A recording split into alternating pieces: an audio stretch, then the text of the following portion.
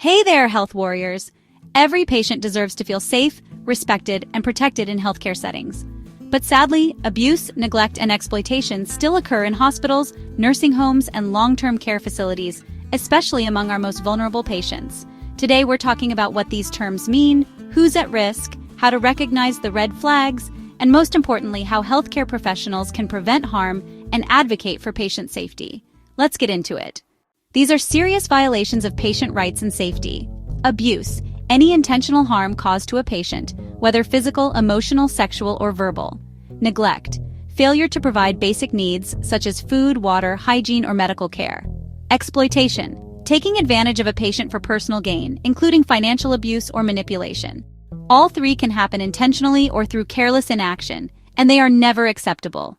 Some patients are more vulnerable due to age, condition, or dependency, including elderly individuals in nursing homes or hospitals, people with physical or developmental disabilities, patients with cognitive impairments like dementia or Alzheimer's, nonverbal or unconscious patients, children, and individuals with limited communication ability.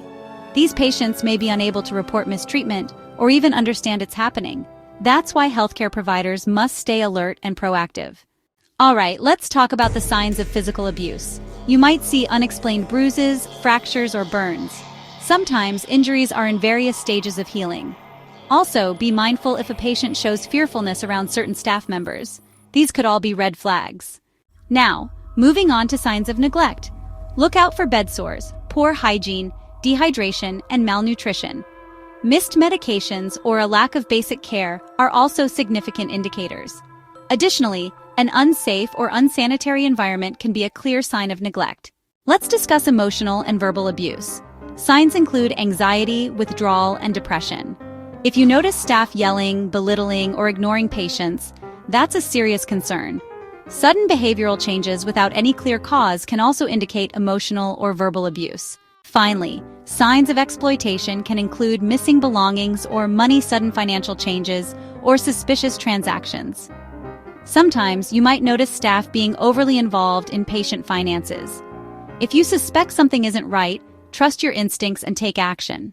Prevention strategies include: know your facility's reporting policy.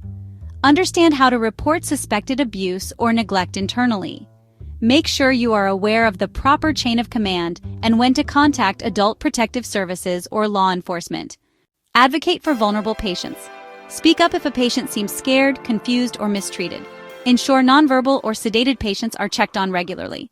Communicate with compassion. Treat every patient with dignity and respect, regardless of condition. Build trust through consistent, kind, and professional behavior. Document everything. Accurate, detailed documentation can uncover patterns or protect patients from harm. Note who was present, what was said, and any observed injuries or behaviors. Promote a culture of accountability.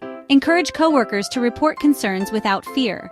Model ethical behavior and educate others on abuse prevention. Patient safety is everyone's responsibility, from nursing assistants to leadership.